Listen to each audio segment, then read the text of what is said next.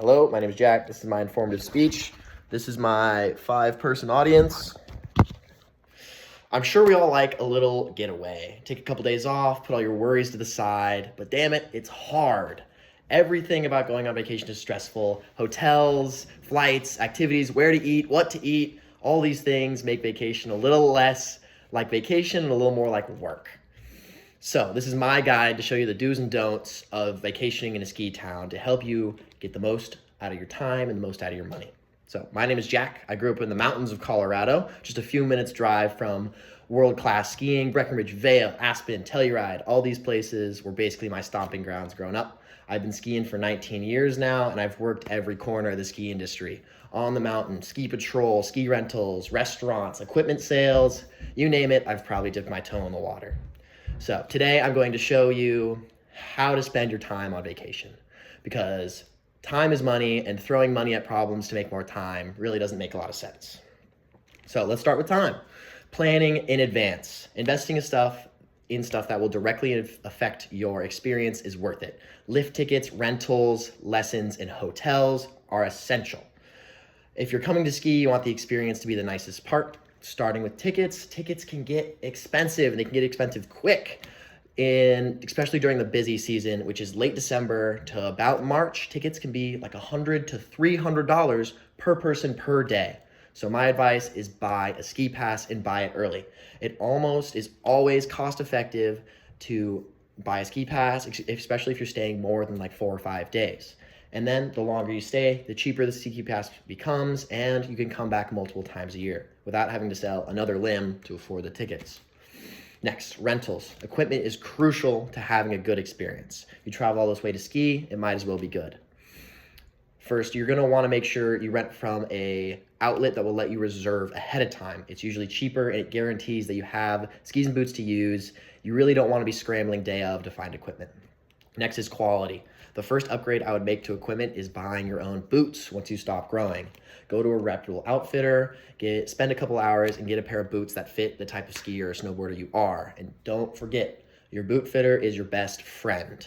Most outfitters will make custom modifications to your boots with no extra cost, and then any work down the line that you need is done at no cost.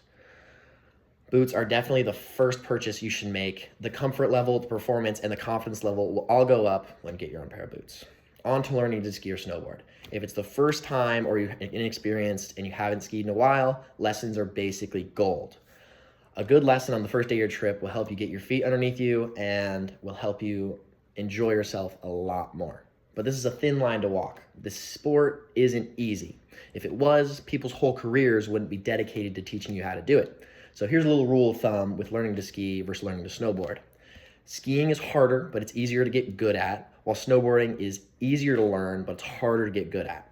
So if you're staying longer than 5 days, learn to ski, but if you're here for a shorter stint, stick to snowboarding. On to accommodation. Hotels are awesome. They come with some benefits. My favorite of those being free breakfast. It's so nice not having to worry about where to eat when you're trying to get down the mountain. Don't assume you can figure these out last minute though. Lines and availability are your enemy. Everybody wants the same thing you do, so reserve online and reserve early.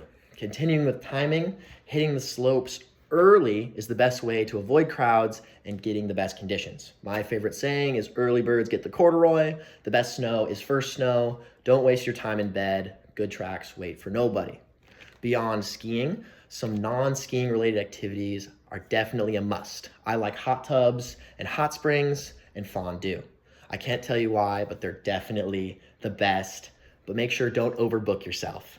Leave some time and space to relax and enjoy where you are. Okay, so I've talked about time. Let me save you some money. Here's some do's and don'ts about cutting corners. Bring your own equipment if possible. Renting gets expensive quick. Don't overspend on fancy accommodations. A mid-range hotel or an Airbnb is just as good. As long as you have a place to shower and sleep that night, you're pretty much gold. Next, pack snacks or pocket lunches. It's a great way to save on dining. Spending $30 on burger every day really eats into your trip budget, and you know they really aren't that good. Next, where to splurge. Do invest in professional lessons. If you're a beginner, they're worth every penny in safety and confidence. Splurge on expenses like a nice dinner or a spa to make your trip feel more special. Don't skip out on proper lift tickets. The convenience and access are essential for a smooth day on the slopes. And even after I tell people all that, they still come back to me and say, isn't vacationing for relaxing?